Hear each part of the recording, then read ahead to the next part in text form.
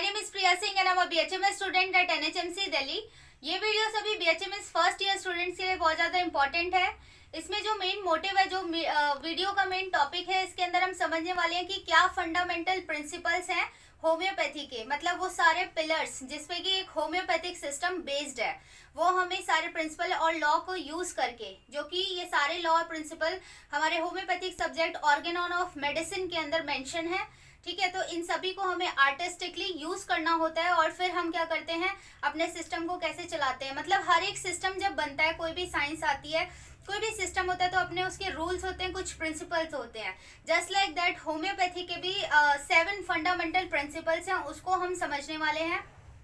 और जो आज मेन मैं आपको सारे लॉज तो बताऊंगी कि 7 है, कौन कौन से हैं, और फिर हम जो मेन होगा फर्स्ट लॉ को इस वीडियो में समझेंगे, जो होगा लॉ ऑफ सिमिलिया। ऐसे ही हम करके सारे वीडियोस जो नेक्स्ट वीडियोस होंगी, मतलब सारे सब पार्ट्स होंगे, 7 को हम कंप्लीट करेंगे। ताकि अलग अलग इसलिए करें ताकि आपको हर एक लॉ बहुत अच्छे से समझ आ जाए और किस तरीके से आपको पेपर में लिखना होगा वो भी समझ आ जाए, और किस तरीके से आप वाइवा में आंसर देंगे वो भी आपको अच्छे से समझ आ जाए। ये बहुत बेसिक होता है, बहुत फंडामेंटल होता है, इंपॉर्टेंट प्रिंसिपल आपको पता होना चाहिए, क्योंकि जो ये सिस्टम आप पढ़ रहे हैं तो उसके लिए बहुत इंपॉर्टेंट है कि आप उसके सारे प्रिंसिपल्स और लॉज को समझें। So let's start this video. तो ये जो फंडामेंटल या फिर कार्डिनल बोले, कार्डिनल मतलब होता है मोस्ट इंपॉर्टेंट, तो ये फंडामेंटल प्रिंसिपल्स ऑफ होम्योपैथी कौन कौन से हैं। ये जो पूरा होम्योपैथिक सिस्टम है किस पे बेस्ड है, लॉ ऑफ सिमिलिया पे, then law of simplex, law of minima या फिर मिनिमम डोज बोले। फोर्थ है क्या, doctrine of drug proving. Next is doctrine of drug dynamization. Next is theory of chronic disease and last is theory of vital force. और ये last में देखो एक हाउस की तरह है, मतलब ये सारे लॉज इंपॉर्टेंट है। एक होम्योपैथिक सिस्टम को बनाने के लिए सारे लॉज होने चाहिए और उसको आर्टिस्टिकली यूज करना है। तो ये क्या है देखें तो, the concrete structure of homeopathic system rest upon the fundamental principle of homeopathy. मतलब इसी पे ये कंक्रीट है, मेन जो है इंपॉर्टेंट प्रिंसिपल है, लॉ कह लो, इसी पे होम्योपैथिक सिस्टम बेस्ड है। तो अब आप देखो कि ये जो आपको 3 जगह पे अलग अलग लिखा है, कि एक जगह लिखा है लॉ, एक जगह आपको डॉक्टराइन वर्ड दिखा, और लास्ट में आपको क्या दिखा है, थ्योरी। तो इन तीनों में डिफरेंस क्या है वो एक बार हम समझ लेते हैं, फिर अपने हम फर्स्ट लॉ को समझना स्टार्ट करते हैं।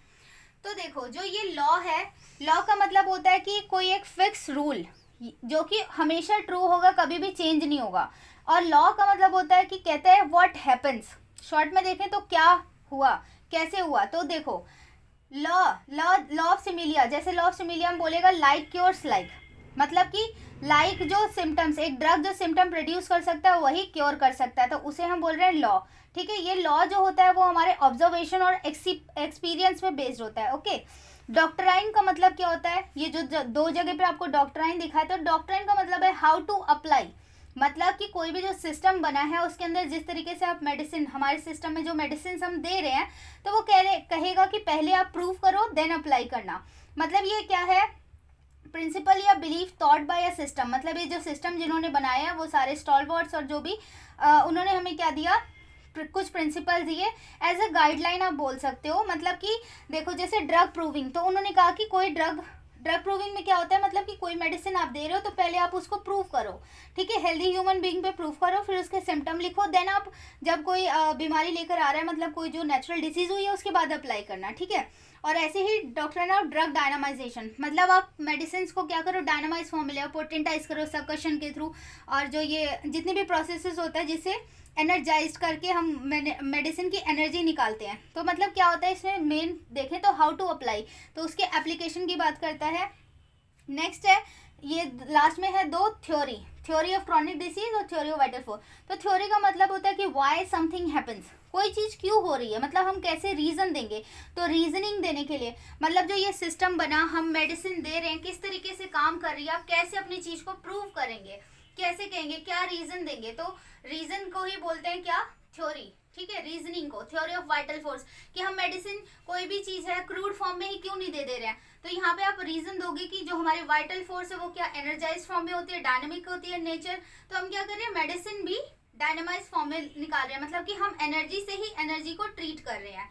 ठीक है, और थ्योरी ऑफ क्रॉनिक डिजीज मतलब कि कोई बीमारी क्यों हो रही है, आप रीजन दोगे ना। तो होम्योपैथी में क्या रीजन दिया जाता है कि कोई भी बीमारी होती है due to the derangement of vital force की वजह से होती है, और वो जो डिरेंजमेंट कर रहा है कौन करते हैं, माइजम्स। और 3 माइजम होते हैं सोरा, साइकोसिस, सिफिलिस। तो ये तीनों माइजम क्या होते हैं? डायनेमिक पॉल्यूटिंग एजेंट, मतलब कि कोई ऐसा पॉल्यूटिंग एजेंट है जो खुद डायनेमिक इन नेचर है, तभी उसने क्या किया, वाइटल फोर्स को क्या करा, डीरेंज कर दिया। और अब ये डीरेंज हो गया तो हम एक डायनेमिक मतलब एनर्जी वाली चीज देके ही हम इसको अरेंज कर सकते हैं वाइटल फोर्स को, ठीक है। तो ये था पूरा 7 फंडामेंटल प्रिंसिपल। अब हम पहला जो हमारा लॉ है, लॉ ऑफ सिमिलिया, इसको समझते हैं। बोर्ड पे जितने भी पॉइंट्स हैं वो बहुत इंपॉर्टेंट है।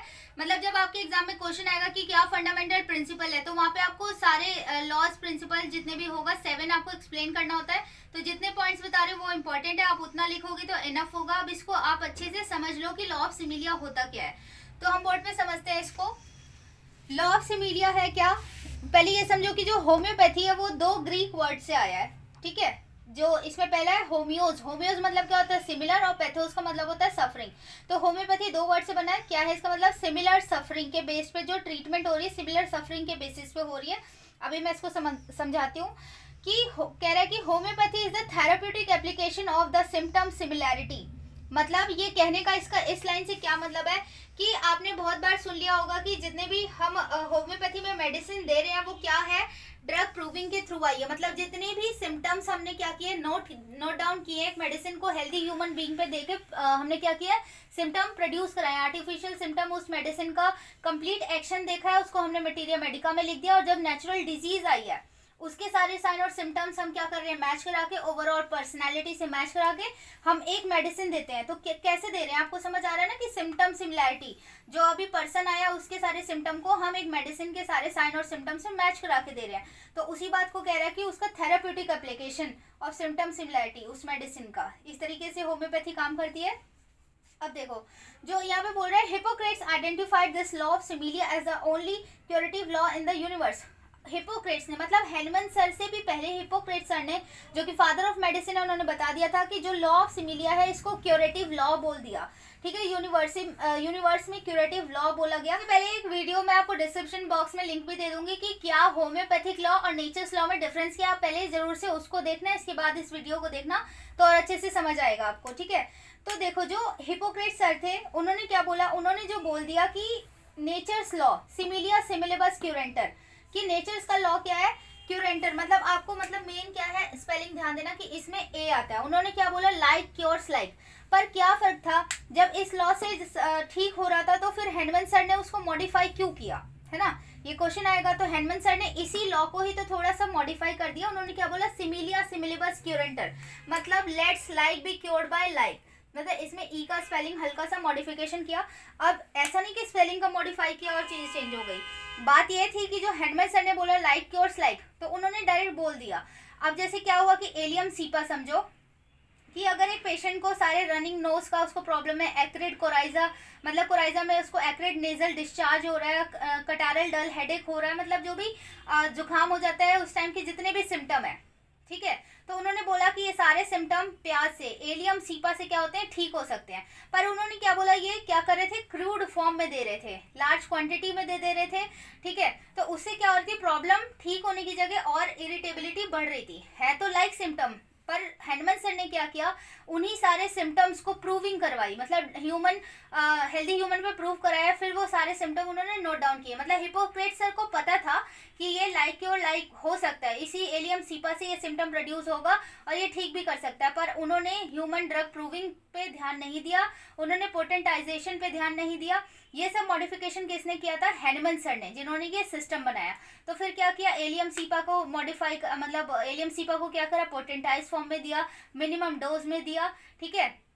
इस तरीके से जब हमने दिया तो वो जो एक प्याज था, जो एलियम सीपा वो सिम्टम प्रोड्यूस कर सकती थी, वो सारे सिम्टम उसने क्या किया, क्योर कर दिया। तो यही फर्क है हल्का सा नेचर्स लॉ में और होम्योपैथिक लॉ में, देने का तरीका। उसमें क्या था, नेचर्स लॉ में क्रूड फॉर्म में दे रहे थे और इसमें क्या किया, हैंडमैन सर ने मॉडिफाई करके उसे पोटेंटाइज फॉर्म में दिया, ठीक है। तो यही फर्क था इसमें। ये जो लाइन बोली है कि हिपोक्रेट्स ने तो डायरेक्ट ये बोल दिया था, लॉ ऑफ सिमिलिया बोला ठीक कर देगा, पर हैंडमैन सर ने क्या किया, उस मेथड को प्रैक्टिकली पॉसिबल बनाया। कैसे, थ्रू ड्रग प्रूविंग के थ्रू। अभी देखो जो ये तरीका है ठीक करने का कि let likes be cured by likes, तो किस तरीके से वो ठीक कर रही है, तो वो लॉ क्या होता है, नेचर्स लॉ बोले या फिर होम्योपैथिक लॉ बोले, दोनों ही टर्म यूज कर लिया जाता है यहाँ पे। क्योंकि हल्का सा ही मॉडिफिकेशन है पोटेंटाइजेशन का। फिर उसने क्या है, ये जो लॉ है वो हमारे अफॉर्जम नंबर 26 में बहुत वेल एक्सप्लेन किया गया है ऑर्गेनॉन ऑफ मेडिसिन के, जो कि आपके सिलेबस में भी होगा। फर्स्ट 27 अफॉर्जम आपको फर्स्ट ईयर में पढ़ना है, तो वो भी मैंने सारे अफॉर्जम करा रखे हैं चैनल पर, प्लेलिस्ट है ऑर्गेनॉन नेम से, वहाँ पर आप उनको देखना, ठीक है। तो जो एक बार यहाँ समझते हैं कि इस 26 अफॉर्जम में क्या समझाया है कि लॉ ऑफ सिमिलिया कैसे काम करता है, ये नेचर्स लॉ कैसे काम कर रहा है। तो इसमें बोला जाता है कि weaker dynamic affection is permanently extinguished in the living organism by the stronger one if the latter, बाद वाला जो है voice differ in kind is very similar to the former in its manifestation. तो देखो ये जो लॉ है कौन सा, नेचर्स लॉ, ये एक्चुअल में आपको एज इट इज लिख दोगे, ये लर्न ही करना होता है यहाँ पे, ऐसा नहीं कि आप इसकी वर्डिंग चेंज कर दोगे, क्योंकि ये एकदम मार्क्ड लाइन है, ये डेफिनेशन है नेचर्स लॉ का, तो इसको याद करना, आप लिखोगे तब आपको और भी अच्छे मार्क्स मिलेंगे। समझते हैं क्या है क्या रहा है इस लॉ से। तो इसमें बोला गया, ये जो नेचर्स लॉ है इसमें बोल रहा है कि एक stronger dynamic affection, stronger dynamic affection क्या है, मेडिसिन, और जो एक वीकर डायनेमिक अफेक्शन क्या है, डिजीज। तो कह रहा है जो स्ट्रॉन्गर डायनेमिक अफेक्शन है, वीकर डायनेमिक अफेक्शन को क्या कर रही है, परमानेंटली एक्सटिंग्विश कर दे रही है, मतलब जड़ से इस चीज को खत्म कर दे रही है। जो एक मेडिसिन है एक डिजीज को कंप्लीटली क्योर कर रही है, एनहिलेट कर रही है। पर जो ये जो स्ट्रॉन्गर डायनेमिक अफेक्शन है वो कैसा है, डिफर इन काइंड, मतलब इसको हम कैसे दे रहे हैं, ग्लोब्यूल के फॉर्म में दे रहे हैं, मदर टिंचर दे रहे हैं डायरेक्ट, या फिर सैक्लिक, देने का तरीका अलग है, ठीक है, देने का तरीका अलग है ह्यूमन बॉडी में। तो जब वो जा रही है अंदर तो क्या क्या काम होता है इस मेडिसिन का, सिमिलर साइन और सिम्टम्स प्रोड्यूस करवा सकती है। वो जो साइन और सिम्टम अभी नेचुरल डिजीज के अंदर है यही वो प्रोड्यूस कर सकती है। तो जब हमने उसको एडमिनिस्टर दिया तो हल्का से क्या होता है, एग्रीवेशन होता है, वो सारे सिम्टम और साइन क्या होते हैं, हल्का सा बढ़ जाते हैं। मान लो वॉमिटिंग हो रही थी या फिर सर दर्द हो रहा था या कुछ भी हो रहा था, वो सिम्टम हल्का सा बढ़ जाता है, एग्रीवेशन हो रहा है। और ये एक अच्छा इंडिकेशन है, मतलब अगर सही मेडिसिन दी गई है उस बीमारी के लिए, जो भी प्रॉब्लम थी, जितने भी साइन और सिम्टम्स से अगर सही टोटलिटी पे मिनिमम जो रेमेडी दी गई है तो हल्का सा वो सिम्टम एग्रीवेट करती है। फिर क्या होती है, नेचुरली जो वीक डायनेमिक अफेक्शन जो डिजीज थी वो क्या होती है, परमानेंटली क्योर हो जाती है। तो यही है नेचर्स लॉ कि जो एक मेडिसिन सिम्टम प्रोड्यूस कर सकती है वही उसको क्योर कर सकती है, और हम मेडिसिन लॉ ऑफ सिमिलिया के बेसिस पे ही देते हैं। तो ये था हमारा law of similia. I hope कि आपको बहुत अच्छे से समझ आ गया, सारे पॉइंट्स क्लियर होंगे आपको। नेक्स्ट वीडियो में हम लॉ ऑफ सिंप्लेक्स समझेंगे। Thank you so much.